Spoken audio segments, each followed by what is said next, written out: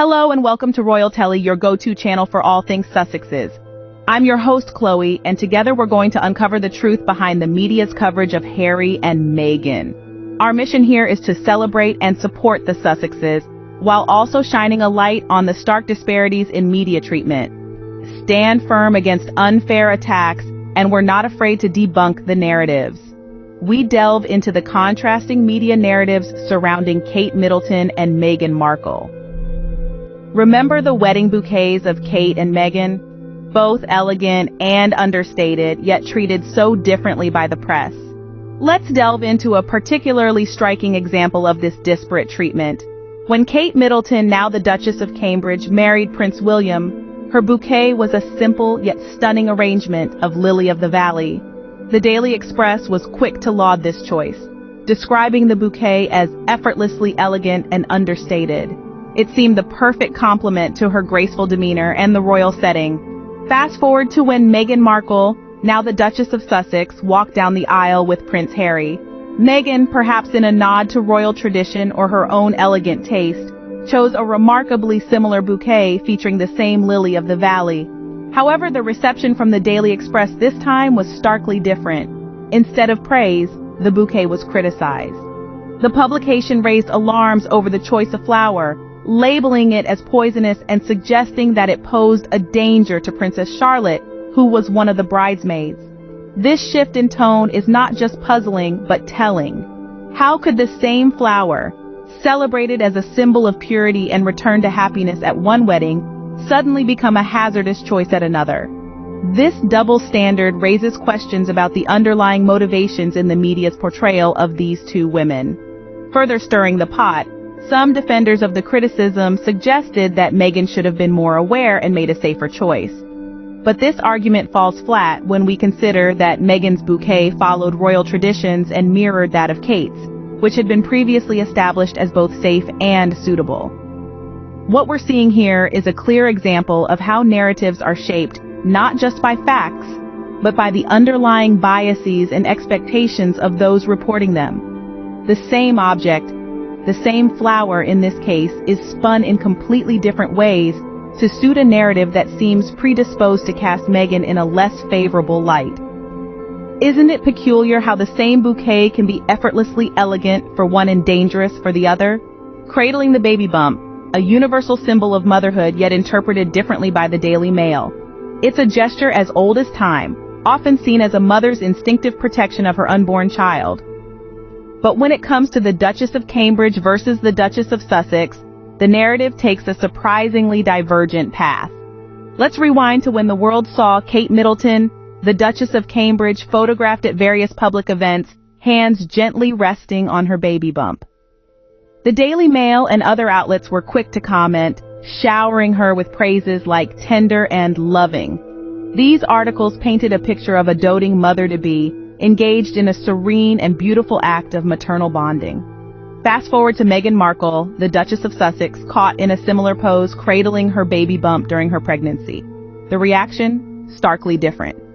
The same publications that lauded Kate critiqued Meghan, with the Daily Mail leading the charge, branding her actions as vain and theatrical. The implication was clear. Meghan was not just sharing a maternal moment, but was instead seen as seizing a photo opportunity. Why the disparity? Both women, after all, were engaging in the same natural nurturing gesture. Yet, the press chose to celebrate one and criticize the other. This bias is not just about differing perceptions, but reflects a deeper narrative undercurrent. It suggests a coded language where the same action is interpreted through a lens clouded by preconceptions and perhaps prejudice. This isn't just about differing opinions on maternity or public decorum.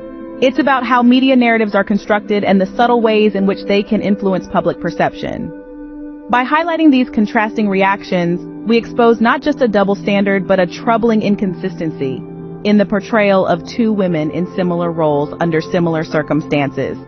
So it's charming when Kate does it, but vain when Meghan does the same.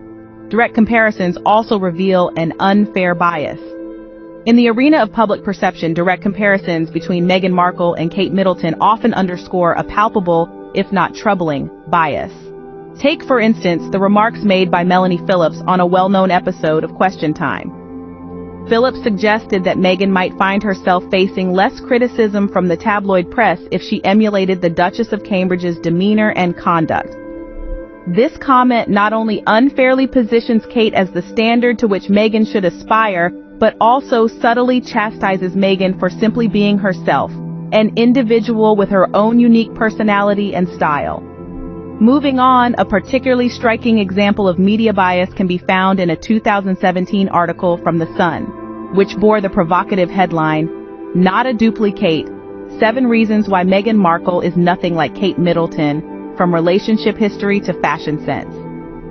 This article delineates a series of comparisons that seem to deliberately elevate Kate, while subtly, or not so subtly, undermining Meghan.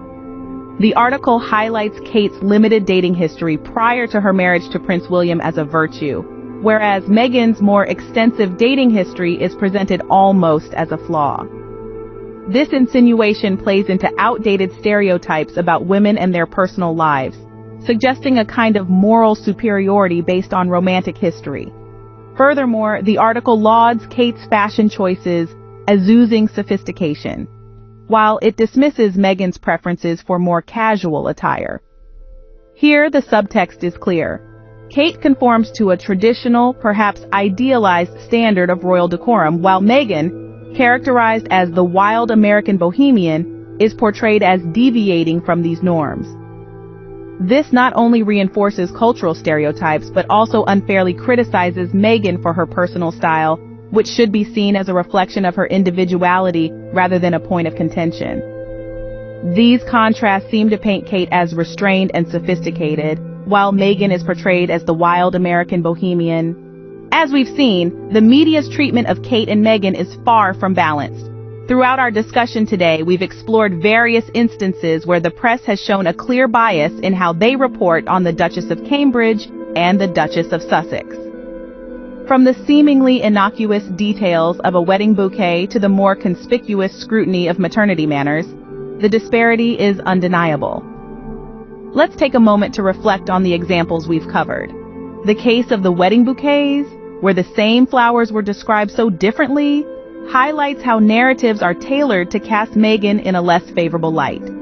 Similarly, the contrasting reactions to Kate and Meghan cradling their baby bumps underline a persistent bias that goes beyond personal preference and into the realm of unfair criticism.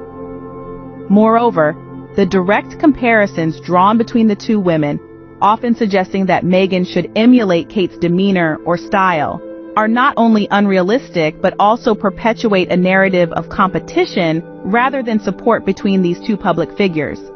These narratives not only distort our perception of these women, but also contribute to a culture of relentless scrutiny under which Meghan has disproportionately suffered. Why does this matter? It matters because the stories we tell and the angles we choose shape our understanding of the world. When media coverage is skewed, it feeds into wider narratives that can perpetuate division and inequality.